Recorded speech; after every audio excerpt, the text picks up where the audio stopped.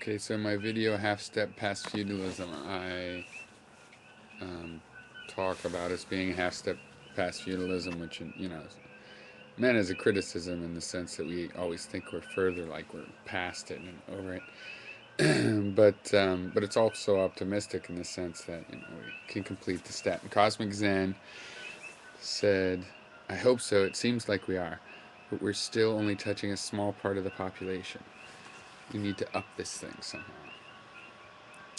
So yeah, that's an interesting thing to want to do. I mean, perhaps there's some tipping point, like with that Dunbar number involved or whatever, in terms of the mathematics of it. But that doesn't really matter for like our purposes as individuals. All we can do is like have some sort of influence, and it's not a message that people need to get. It's a way of thinking people need to learn to do.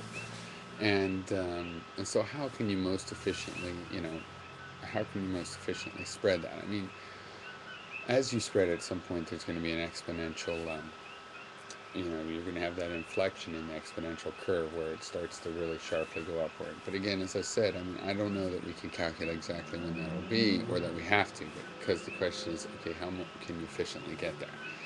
Well, the efficiency, theoretically, if it's costs a lot and it happens quickly, it might be more efficient to do it over a longer period of time. But see, the problem is that our problems as a society are so costly that really, I think on that score, any amount of effort you could expand to get out of a feudalistic kind of mindset that we're still in would be worth it. So, you know, in other words, it's worth spending a lot of money on. Now, I want to use the example of the Matrix again, and I'm sure people, this is the kind of thing people, what's it have to do with the Matrix? And it's just a metaphor. The Matrix, had, is out of philosophy, this thought, not a thought experiment, but, just a situation, a philosophical situation, commonly to think about the brain and the vat. What if the mind is just the brain and the vat and we're getting all of our senses input that way? And it was really kind of hard sometimes to introduce someone to this and just discuss it with them. Some people would get it and some people wouldn't really get it. Now, after the Matrix, you can talk to anybody about that. And it's a stark difference. And what was the difference? The difference is a popular explanation that captivates people. It can't be propaganda. You can't just like, you can, of course, drone a message into people, but that's not going to enlighten them. That's going to dumb them down. That's what works for the other side trying to exploit the weaknesses and fallacies and faults out there. That works for them. It won't. That kind of propaganda won't work for us. That's why we need. Education isn't even the right word. It's inspiration, and you have to do it with artworks ultimately. And frankly, they have to make it mainstream. Or with the internet, if you had a movement of artists that were sort of micro mainstream or something, where they were aligned towards a progressive idea, but maybe in every different kind of genre, and cynical satire art and classical forms and all the different genres. If you could have something that together was a stream, but because it has to be all over a mass movement, because that's what we're talking about.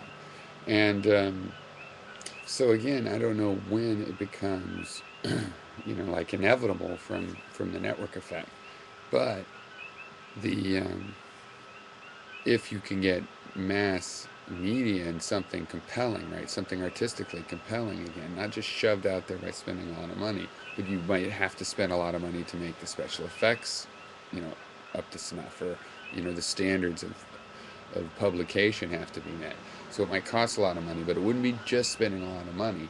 It would be the fact that it was something that made an idea click about how people, the difference between hierarchical organizations and distributed organizations, the difference between rank and the difference between that and role, and the role of specialization in organic structures, and and things like this, and better ideas about sovereignty and for that matter, better ideas about willpower and what it means to be free, what you can expect, what's the role of the environment, and all of these kinds of issues, including the political things like whether we need to base human rights and property rights or whether we need to base property rights and human rights.